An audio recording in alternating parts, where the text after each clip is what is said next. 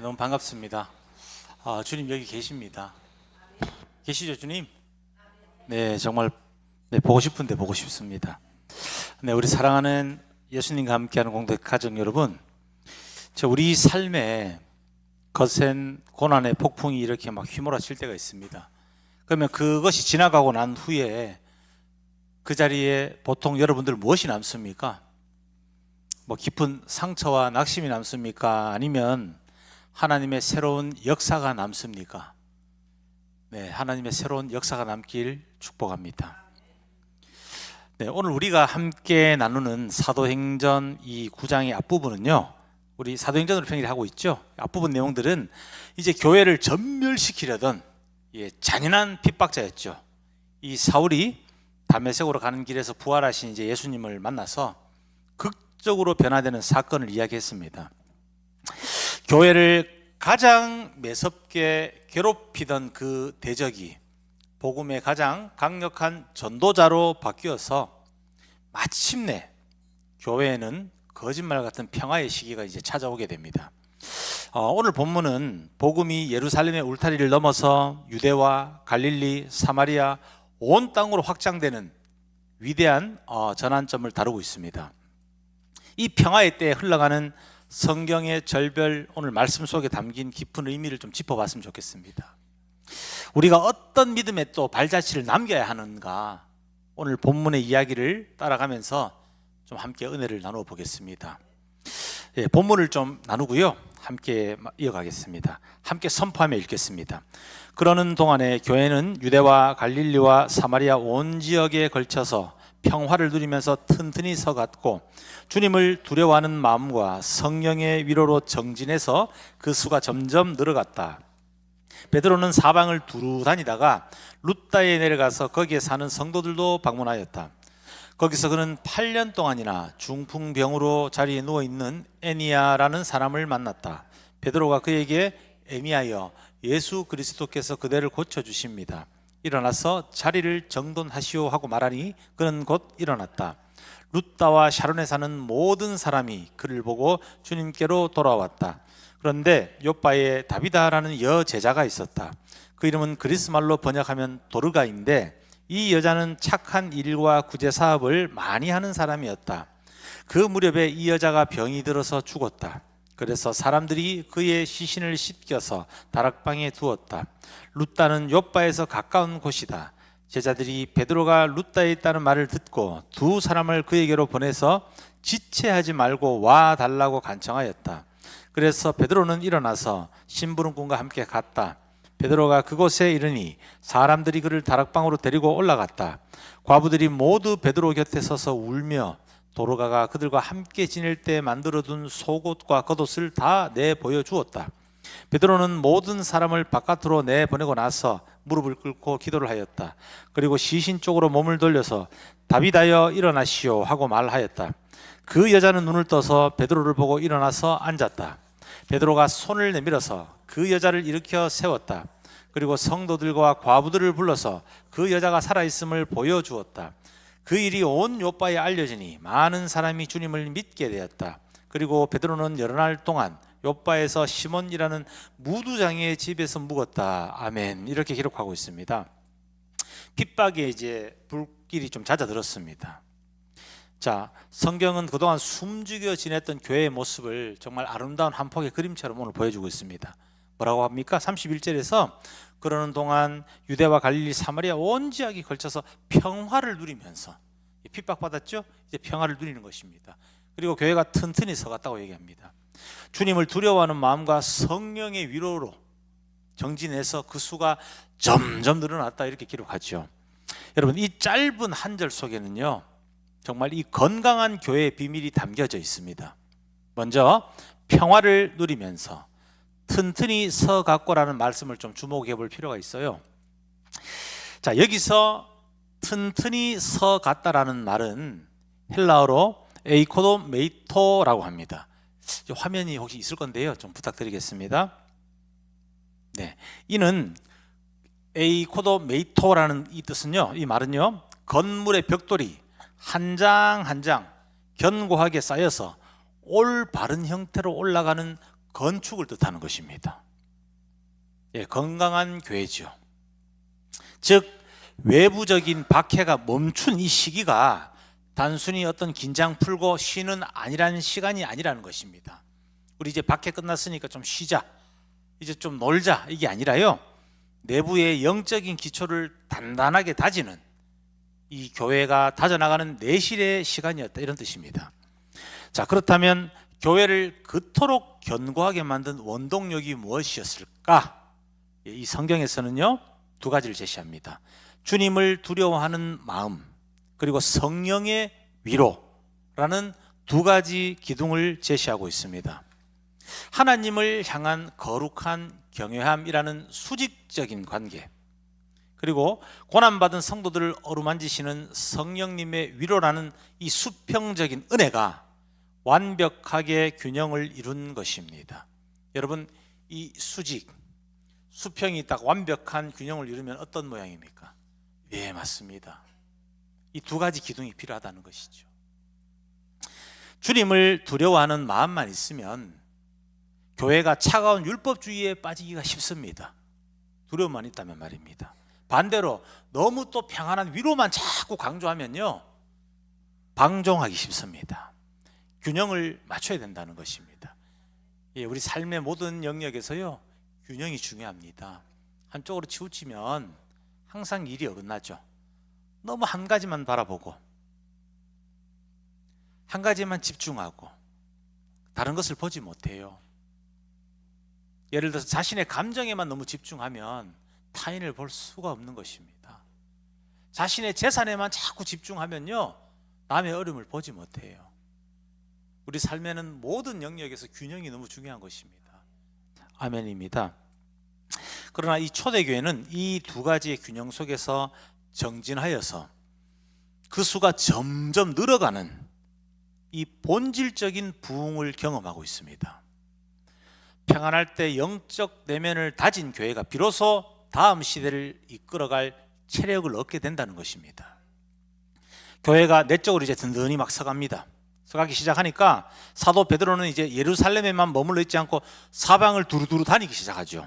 32절 보면 베드로가 사방 두루 다니다가 룻다 내려가서 거기에 사는 성도들을 방문했다, 이렇게 전하고 있죠. 복음의 지경이 넓어지던 중에 베드로는 또 한 절망적인 인생을 또 만나게 됩니다. 두루두루 다니다가 33절 보면요, 이렇게 되어 있습니다. 거기서 그는 8년 동안이나 중풍병으로 자리에 누워있는 에니아라는 사람을 만났다. 여러분, 이 8년이라는 시간은 참 인간의 힘과 의지로 도저히 바꿀 수 없는 고착화된 절망을 의미하는 것입니다. 8년간 중풍병자였어요. 얼마나 무기력하겠습니까? 이 사람 별거 다 해봤겠죠. 이 당시 때 가진 전 재산을 털어서 이 치료에 집중 안 했겠습니까? 누군가가 이 병만 고쳐준다면 뭐든지 했을 거라는 거죠. 근데 안 됩니다. 스스로 손가락 하나 움직일 수 없는 이 영적으로 육체적으로 무기력함을 상징하는 것입니다. 그 오랜 세월 동안 에니아가 깔고 누웠던 그 매트는 그의 삶을 옥죄는 감옥과도 같은 것입니다. 그 절망의 침상 곁에서 베드로는 자신의 능력이나 뭔가 대단한 주문 같은 거 외우지 않았죠. 34절에서 베드로가 선포합니다. 베드로가 그에게 에니아여, 예수 그리스도께서 그대를 고쳐주십니다. 일어나서 자리를 정돈하시오 하고 말하니 그는 곧 일어났다. 아멘. 아멘입니다. 베드로는 기적의 주체가 자신이 아님을 분명히 알고 있다는 것입니다. 사랑하는 여러분, 오늘 이 기적의 원천은 오직 예수 그리스도 한 분뿐이라는 것을 우리는 기억해야 됩니다. 그리고 베드로는 자신은 통로일 뿐임을 예수 그리스도께서 고쳐주십니다라는 이 선언으로 드러내고 있는 것입니다. 우리도 기억해야 하는 것입니다. 이 기적의 원천이 어디에서 나옵니까? 베드로의 능력입니까? 사람의 능력입니까? 아닙니다. 사람들은 눈에 보이는 것을 주목하기 때문에 베드로를 신성시할 수가 있죠. 그러나 하나님께서 베드로를 통해서 하신 것이죠. 베드로의 능력이 아니라는 것입니다.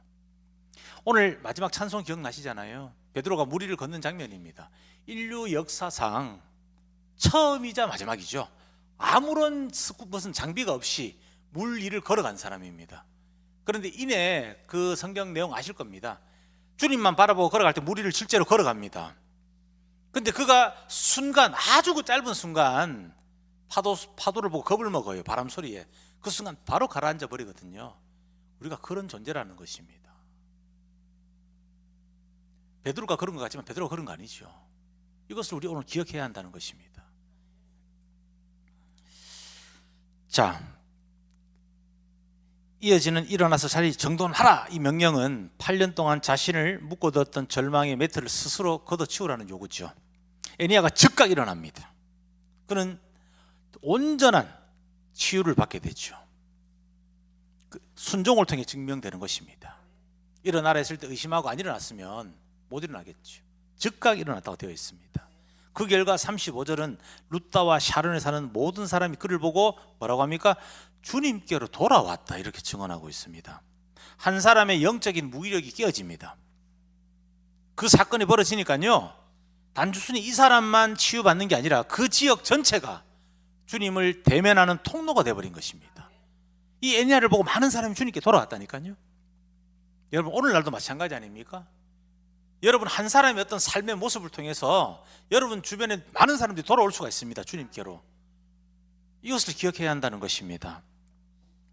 이야기는 룻다에서 그리 멀지 않은 항구 도시 이제 요바로 이어지기 시작합니다. 36절 보면요, 요바에 다비다라는 여제자가 있었다고 합니다. 그 이름은 그리스 말로 번역하면 도르가인데, 이 여자는 착한 일과 구제 사업을 많이 하는 사람이었다, 이렇게 얘기합니다. 여러분, 이거 정말 놀라운 사실이 숨어 있습니다. 이 신구약 성경을 통틀어서요, 이제 마테드리아라고 합니다. 남자 제자들 보고는 마테테스라고 하고요, 마테테스, 여자 제자를 보고 마테트리아 하는데요, 이 신구약을 통틀어서 여제자라는 칭호가 이렇게 명시적으로 쓰인 인물이 오직 이 여인 한 명뿐입니다. 성경에 여인들 많이 등장하죠. 근데 여제자라고 이렇게 딱 쓰인 인물은 이 다비드 한 사람밖에 없어요. 놀랍죠. 여제자라고 불린 겁니다. 하나님께. 이 여자분이요, 뭐 대단한 설교를 하신 게 아니에요.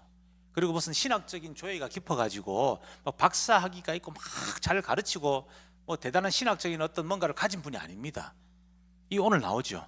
일상의 선행과 구제로 제자로서의 삶을 증명하면서 살았습니다.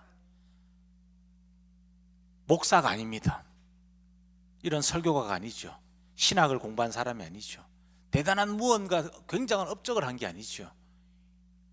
일상의 선행, 구제, 삶으로 살아가니까 신구약 성경을 통틀어서 여제자라는 호칭을 받게 된 것입니다.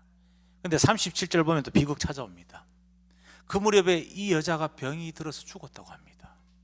그래서 사람들이 그의 시신을 씻겨서 다락방에 두었다, 이렇게 기록하고 있습니다. 슬픔에 잠긴 욥바의 제자들은 마침 가까운 룻다에 베드로가 있다는 소식을 듣게 되죠. 이에 38절 보면요, 두 사람을 그에게서 보내서 지체하지 말고 좀 와달라고 이제 간청하게 됩니다.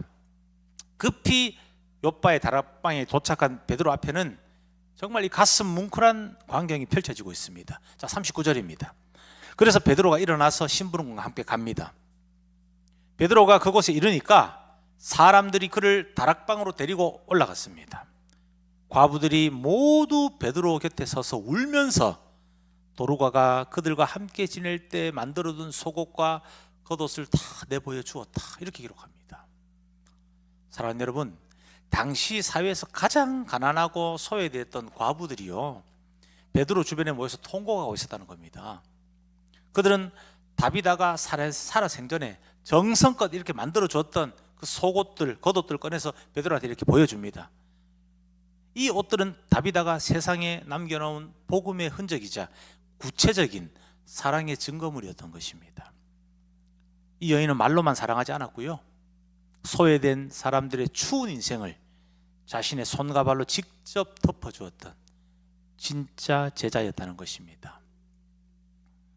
방 안을 가득 채운 과부들의 통곡 속에서 베드로가 결단을 내리게 됐죠.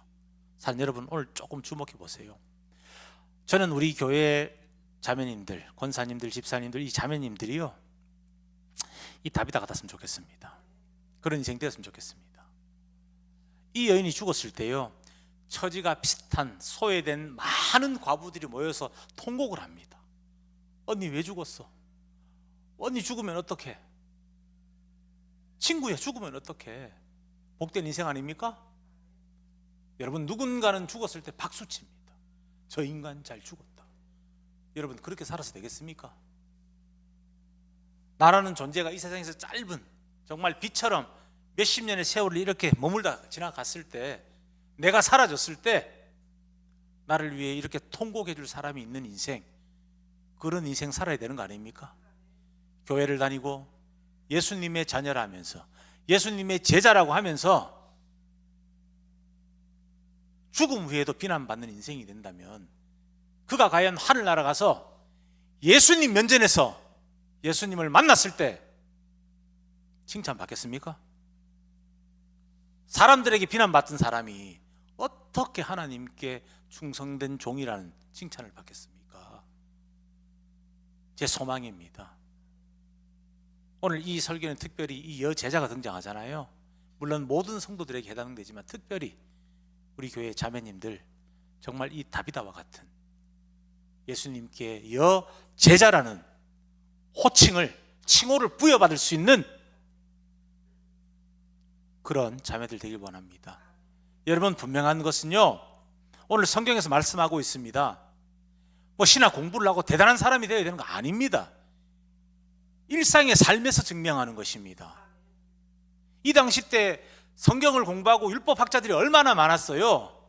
그들을 향해서 예수님께서 너희들이 내 제자라고 안 했습니다. 이 위선자들아, 이 독사의 자식들아라고 얘기했죠. 무지하고 무식한 한 여인, 신학을 몰라요. 율법을 잘 알지도 못합니다. 그러나 하나님에 대한 그 경외심과 그 두려움으로 일상의 삶에서 하나님의 사랑을 전하며 살아간 이 여인은 신구약 성경을 통틀어 여제자라는 칭호를 받게 됩니다. 우리 예수님과 함께하는 교회 성도님들, 자매님들, 꼭 이런 인생 사시길 원합니다. 부탁드립니다. 40절 한번 보면요, 베드로가 이제 결단을 내리는 거죠. 베드로도 심정이 그랬을 거예요. 이 다비다라는 여인의 삶에서 살고 있었겠죠. 그리고 이 통곡하고 슬퍼하는 여인들을 보면서 얼마나 마음이 아팠겠어요. 그리고 베드로가 40절 보면요, 모든 사람을 내보냅니다. 자, 무엇을 합니까? 무릎 꿇고 기도를 하였다고 되어 있습니다. 그리고 시신 쪽으로 몸을 돌립니다. 이렇게 이야기합니다. 다비다여 일어나시오. 그렇게 말합니다. 뭐라고 합니까? 그 여자는 눈을 떠서 베드로를 보고 일어나서 앉았다. 아멘입니다. 예, 죽은 사람이 살아났습니다. 엄청난 일이죠. 부활한 것입니다. 베드로는 우선 사람들을 밖으로 내보내어서 세상의 소란함과 슬픔의 동료를 일단 물리칩니다. 그리고 오직 생명의 주관자이신 하나님 앞에 홀로 단독자로 섰습니다. 그리고 무릎을 꿇고 기도하였다고 성경은 기록하죠. 여러분, 여기서 무릎을 꿇었다는 것은요, 자신의 무능함을 인정하고 오직 하나님의 주권을 신뢰한다는 최고의 겸손함입니다. 나는 무능합니다, 주님. 제가 할 수 없습니다. 이 당시 때요, 이 베드로나 바울이나 이 사람들은 엄청났습니다. 이 사람들이 지나가면요, 지금 뭐 엄청 유명한 목사님들 오면 막 사람들이 뛰어가서 막 만져보려 하잖아요. 악수 한번 하려고 그러고, 뭐 비교도 안 됩니다.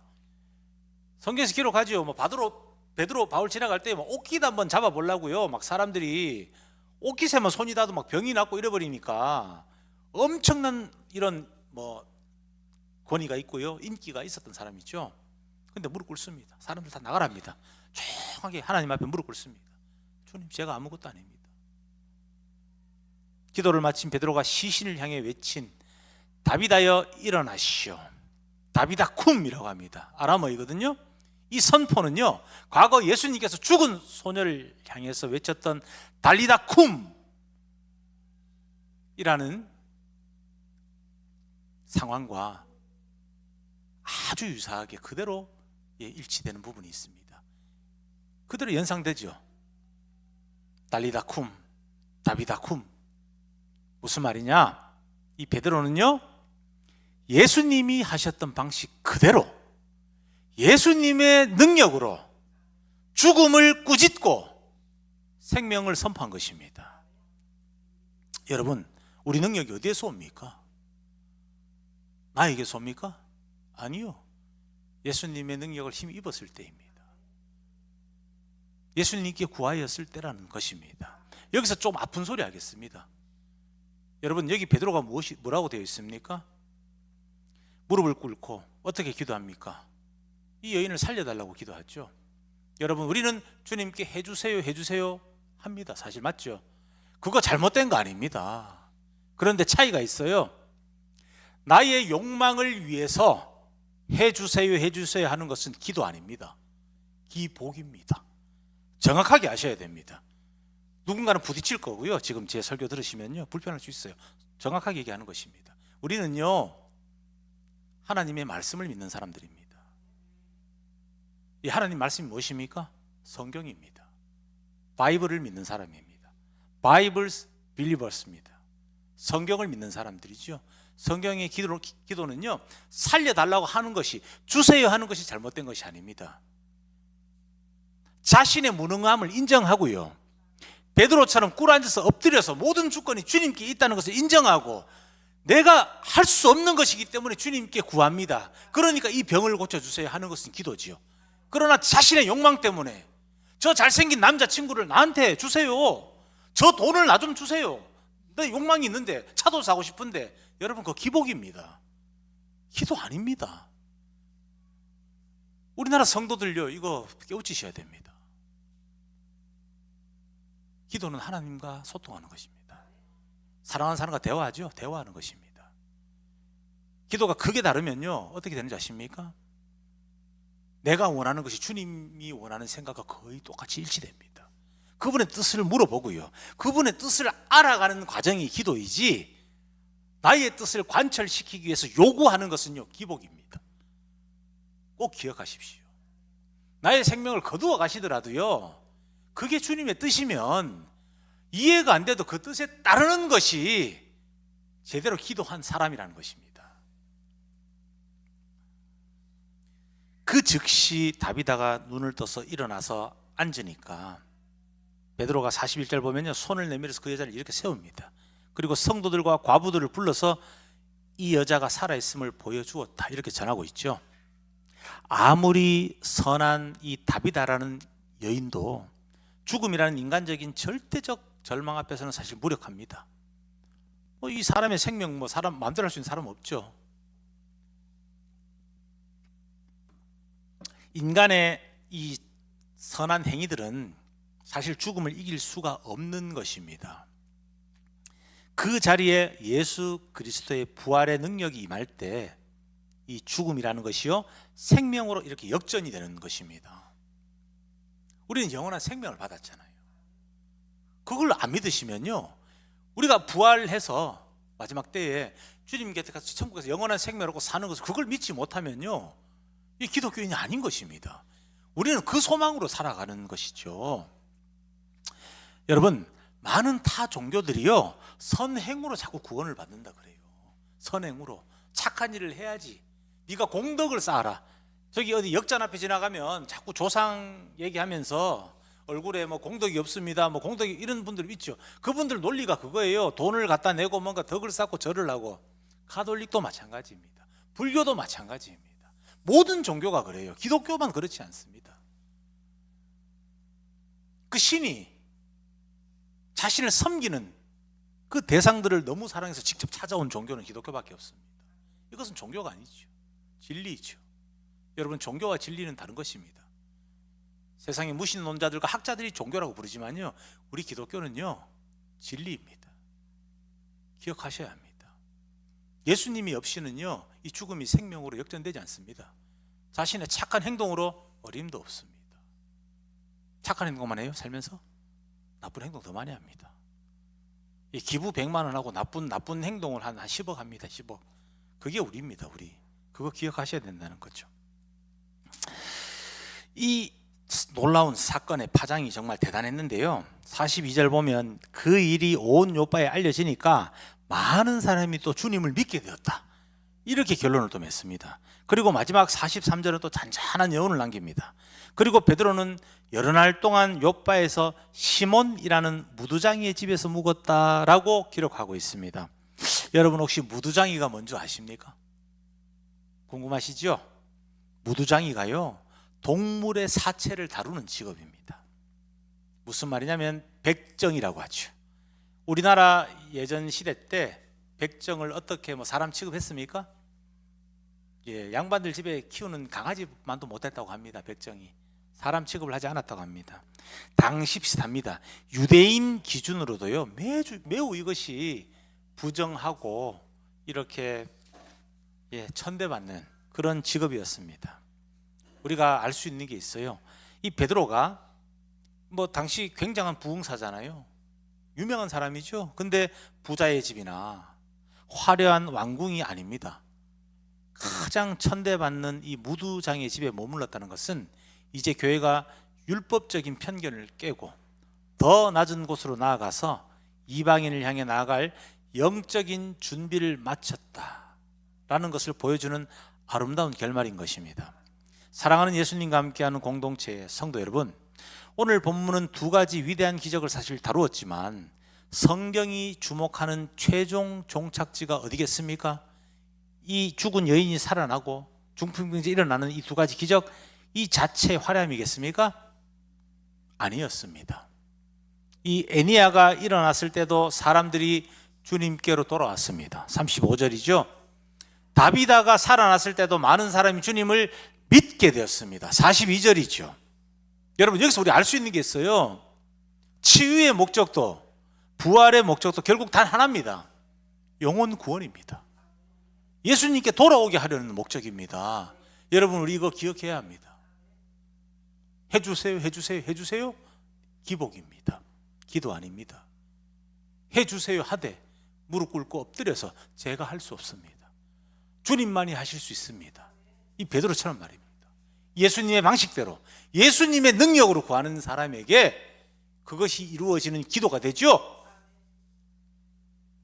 자신의 욕망의 찌꺼기들을 채우기 위해서 이거 주세요, 저거 주세요. 기복입니다. 아픈 말을 하는 것입니다. 지금까지 오래 믿어오셨고요, 기도 오래 하신 분들 부딪힐 수 있어요. 그러나 우리는 성경에서 근거하고 제시하는 대로 살아가야 하는 사람들입니다. 성경의 사람들이죠. 아멘입니다. 기적을 통해서 베드로라는 영웅이 탄생한 것이 아닙니다. 오직 예수 그리스도의 이름이 높아진 것입니다. 그리고 죽었던 영혼들이 생명을 얻었습니다. 오늘 복음의 이야기는 우리에게 세 가지 도전의 과제를 주는데요, 여러분들 오늘 이것을 잘 한번 집에 가셔서 되새겨 보시고 되새겨 보셨으면 좋겠습니다. 첫 번째입니다. 박해가 끝난 그 평안의 때에 우리 교회와 가정은 과연 주님을 경외함과 성령의 위로하심으로 내실을 다지면서 견고하게 건축되어 가고 있습니까? 이것을 한번 돌이켜 봐야 한다는 것입니다. 두 번째로, 오랜 세월 나를 묶어두었던 영적인 이 무기력의 침상에서 예수님께서 고치신다라는 말씀을 믿고 자리를 정돈하며 박차고 일어날 믿음이 있는가입니다. 세 번째입니다. 그리고 언젠가 주님이 우리를 부르실 때요, 우리는 세상에 어떤 사랑의 흔적, 복음의 겉옷을 남길 것인가 하는 것입니다. 사랑하는 여러분, 오늘 이 신구약 성경에서 유일하게 마떼트리아 여제자라 칭함을 받은 다비다를 좀 떠올려 보십시오.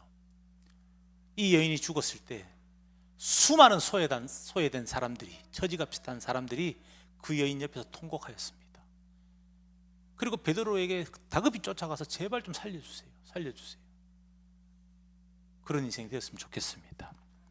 주님께서 주시는 성령의 위로를 경험하시고 예수님의 이름으로 삶의 무기력을 깨트리면서 다비다처럼 소외된 이웃을 돌보는 몇십 년 살죠. 우리 몇십 년 머물다 가는 세상 아닙니까? 이 세상에 아름다운 흔적을 좀 남기시는 복된 우리 권사님들, 우리 집사님들, 우리 자매님들, 우리 성도님들 되시기를 주님의 이름으로 간절히 축복합니다. 아멘입니다.